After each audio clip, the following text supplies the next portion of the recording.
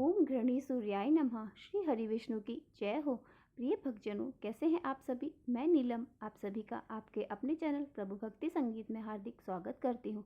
तो आज हम सुनते हैं सबसे पहले गणेश जी की कथा। किसी को मालूम है कि गणेश जी महाराज का मोदक और मिठाई क्यों इतनी पसंद है? शायद इसलिए वह किसी के भी निमंत्रण को स्वीकार कर लेते हैं और पेट भरने के साथ मन भर के मिठाई खाते हैं।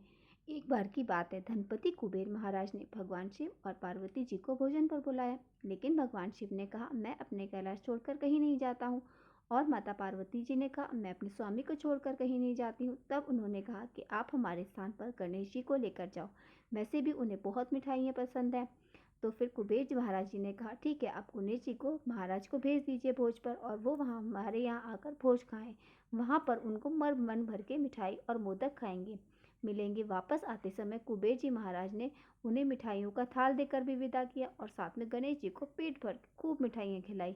लौटते समय चंद्रमा की चांदनी में गणेश जी महाराज अपने चूहे पर बैठकर आ रहे थे, लेकिन ज़्यादा खा लेने के कारण बड़ी ही मुश्किल से अपने आप को संभाल पा रहे थे।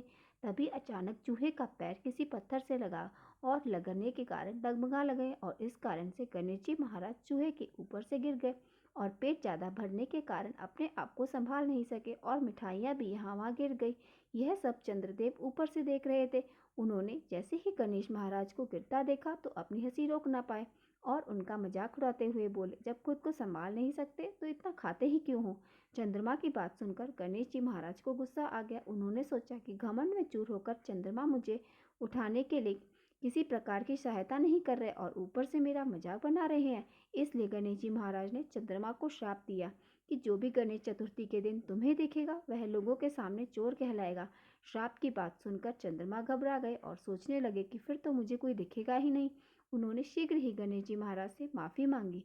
कुछ देर के बाद गणेश जी महाराज का गुस्सा शांत हुआ। तब उन्होंने कहा, मैं श्राप तो वापस नहीं ले सकता, लेकिन तुम्हें एक वरदान देता हूँ कि अगर वही व्यक्ति अगले दिन गणेश चतुर्थी को तुम्हें देखेगा और उसके ऊपर से चोर होने का श्राप भी उतर जाएगा। तब चंद्रमा की जान में जान आई और गणेश जी महाराज, जैसे आपने चंद्रमा को माफ़ किया वैसे आपकी कहानी सुनने वाले, कहने वाले, हुंकारा भरने वाले सभी की मनोकामनाओं को पूर्ण करना और अपना आशीर्वाद सदैव उन पर और उनके परिवार वालों पर बनाए रखना।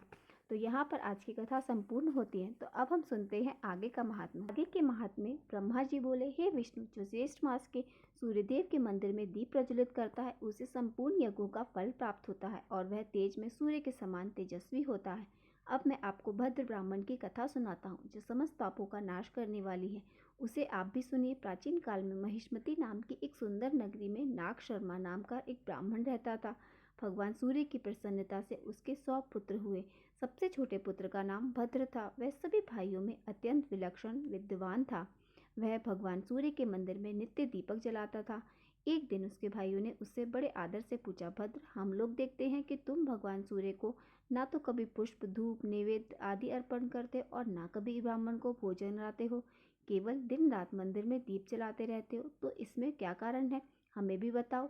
अपने भाइयों की बात सुनकर भद्र कहने लगा, भ्रातृगण, इस विषय में आप लोग एक आख्यान सुनिए। प्राचीन काल में राजा इवाक ने, पुरोहित महर्षि वशिष्ठ थे उन्होंने राजा इवाक से सरयू तट पर सूर्य भगवान का एक मंदिर बनवाया। वे वहां नित्य गंध, पुष्प आदि उपचारों से भक्ति पूर्वक सूर्य भगवान की पूजा करते थे और दीपक प्रज्वलित करते थे। विशेषकर ज्येष्ठ मास में भक्ति पूर्वक दीपोत्सव किया करते थे। तब मैं भी अनेक कुष्ठ आदि रोगों से पीड़ित होकर उसी मंदिर के समीप पड़ा रहता था और जो कुछ मिल जाता उसी से अपना पेट भरता। वहाँ के निवासी मुझे रोगी और दीनहीन जानकर मुझे भोजन दिया करते थे। एक दिन मुझ में यह कुत्सित विचार आया कि मैं रात्रि के अंधकार में इस मंदिर में स्थित सूर्य नारायण के बहुमूल्य आभूषणों को चुरा लूं। ऐसा निश्चय कर मैं उन भुजकों के निद्रा की प्रतीक्षा करने लगा, और जब वे निद्रा की अवस्था में आ गए और जब वे सारे भुजक सो गए तो मैं धीरे धीरे मंदिर में गया और वहां देखा कि दीपक बुझ चुका है। तब मैंने अग्नि जलाकर दीपक प्रज्वलित किया और उसमें घी डालकर प्रतिमा से आभूषण उतारने लगा। उसी समय देवपुत्र भोजक जाग गए और मुझे हाथ में दीपक लिया देखकर पकड़ लिया। मैं भयभीत होकर विलाप करता हुआ उनके चरणों में गिर पड़ा। दयावंत वहां घूमते हुए राजपुरुषों ने मुझे फिर बांध लिया और मुझसे पूछने लगे, अरे दुष्ट, तुम दीपक हाथ में लेकर मंदिर में क्या कर रहे हो, जल्दी बताओ। मैं अत्यंत भयभीत हो गया। उन राजपुरुषों के भय से तथा रोग से आक्रांत होने के कारण मंदिर में ही मेरे प्राण निकल गए। उसी समय सूर्य नारायण भगवान के गण मुझे आए और मुझे विमान में बिठाकर सूर्यलोक ले गए और मैंने वहाँ एक अल्प तक सुख भोगा और फिर उत्तम कुल में जन्म लेकर आप सबका भाई बना। बंधुओं, यह ज्येष्ठ मास में भगवान सूर्य के मंदिर में दीपक जलाने का फल है। यद्यपि मैंने दुष्ट बुद्धि से आभूषण चुराने की दृष्टि से मंदिर में दीपक जलाया था, फिर भी उसी के फलस्वरूप इस उत्तम ब्राह्मण कुल में मेरा जन्म हुआ तथा वेद शास्त्रों का मैंने अध्ययन किया और मुझे पूर्व जन्मों की भी स्मृति हो गई। इस प्रकार उत्तम फल मुझे प्राप्त हुआ। दुष्ट बुद्धि से भी घी द्वारा दीपक जलाने का ऐसा श्रेष्ठ फल देखकर अब मैं नित्य भगवान सूर्य के मंदिर में दीपक जलाता रहता हूँ। भाइयों, मैंने ज्येष्ठ मास में यह दीपदान का संक्षेप महात्म्य आप लोगों को सुनाया। इतनी कथा सुनकर श्री ब्रह्मा जी कहने लगे, हे विष्णु, दीपक जलाने का फल भद्र ने अपने भाइयों को बताया। जो पुरुष सूर्य के नामों का जप करता हुआ मंदिर में ज्येष्ठ के महीने में दीपदान करता है, वह आरोग्य, धन संपत्ति, बुद्धि, उत्तम संतान और जाति स्मरण को प्राप्त करता है। षष्ठी और सप्तमी तिथि को जो प्रयत्न पूर्वक सूर्य मंदिर में दीपदान करता है, वह उत्तम विमान में बैठकर सूर्यलोक को जाता है। इसलिए भगवान सूर्य के मंदिर में भक्ति पूर्वक दीप प्रज्वलित करना चाहिए। प्रज्वलित दीप को ना तो बुझाएं और ना ही उसका हरण करें। दीपक हरण करने वाला अर्थात दीपक चुराने वाला पुरुष अंध होता है।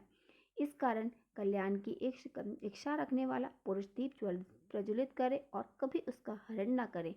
अब जानिए यमदूत और नारकीय जीवों के संवाद में प्रसंग में सूर्य मंदिर में दीपदान करने और दीप चुराने के पुण्य पापों के बारे में।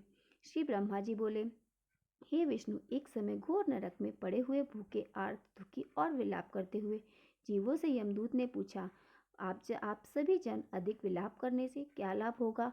प्रमादवश तुम सब ने अपनी आत्मा की उपेक्षा कर रखी है। पहले तुम सब ने यह विचार नहीं किया कि इन कर्मों का फल आगे भोगना ही पड़ेगा। यह शरीर थोड़े ही दिनों तक रहने वाला है, विषय भी नाशवान है, यह कौन नहीं जानता। हजारों जन्मों के बाद एक बार मनुष्य का जन्म मिलता है, उसमें क्यों मर्जन भोगों की ओर दौड़ते हो? वे पुत्र, स्त्री, गृह, क्षेत्र आदि के लिए प्रयत्नशील रहते हैं और उसमें आसक्त होकर अनेक दुष्कर्म कर डालते हैं। यह मूर्ख अपना हित नहीं जानते। वे यह भी नहीं जानते कि सूर्य, चंद्र, काल तथा आत्मा यह सभी मनुष्य के शुभ और अशुभ कर्मों को देखते रहते हैं, अर्थात साक्षीभूत हैं। न केवल एक जन्म अपितु सैकड़ों जन्मों में भी पुत्र, स्त्री आदि के लिए जो कर्म किया जाता है, उसे अच्छी तरह से यह जानते रहते हैं। मोह की महिमा तो देखो कि नरक में भी ममता बनी रहती है। इस प्रकार परिणाम में भयंकर विषयों के द्वारा आकृष्ट चित्त वाले मनुष्यों की बुद्धि परमार्थ तत्व की ओर नहीं होती। जीवा द्वारा भगवान सूर्य का नाम लेने में कौन सा श्रम है? मंदिर में दीप जलाने में भी अधिक परिश्रम नहीं पड़ता। फिर भी यदि मनुष्य से इतना भी नहीं हो सकता, तो अब रोने और विलाप करने से क्या लाभ है? जैसा किया वैसा फल पाया। इसलिए पाप कर्म में कभी भी बुद्धि नहीं लगानी चाहिए। अगर कोई अज्ञान से पाप कर्म हो भी जाए तो सूर्य भगवान की आराधना करे, जिससे सारे पाप नष्ट हो जाएं। श्री ब्रह्मा जी बोले, यमदूत के ऐसे वचनों को सुनकर तथा भूख से व्याकुल, प्यास से सूखे कंठ वाले, दुख से पीड़ित वे नारकीय जीव उससे कहने लगे, साधु, हमने ऐसा कौन सा कर्म किया जिससे हमें दारुण नरक में वास करना पड़ा? तब यमदूत कहने लगे, पूर्व जन्म में ये यवन के उन्माद से उन्माद तुम अविवेक ना हो और घी के लोभ में भगवान सूर्य के मंदिर से दीप चुराया था। उसी कारण इस घोर नरक में तुम सब दुख भोग रहे हो। ब्रह्मा जी बोले, अचत, मैंने सूर्य के मंदिर में दीपदान करने के पुण्य तथा दीप हरण करने के दुष्परिणामों का वर्णन किया। दीपदान करने का तो सर्वत्र ही उत्तम फल है, परंतु सूर्य नारायण के मंदिर में विशेष फल है। संसार में जो अंधमुख, बधिर, विवेकहीन, निंद व्यक्ति दिखाई पड़ते हैं, उन सब ने साधु जनों द्वारा प्रज्वलित किए हुए दीपों को सूर्य नारायण के मंदिर से हरण किया है। हरे कृष्णा। अब आज का अध्याय यहीं पर संपूर्ण होता है। इसके आगे का वृतांत आप सभी अगले वीडियो में जरूर सुनिएगा। और आज का वीडियो अगर पसंद आया हो तो वीडियो को लाइक और मेरे साथ जुड़े रहने के लिए चैनल को सब्सक्राइब अवश्य कर लीजिए। बोली सूर्य नारायण भगवान की जय हो। श्री हरि विष्णु की जय हो।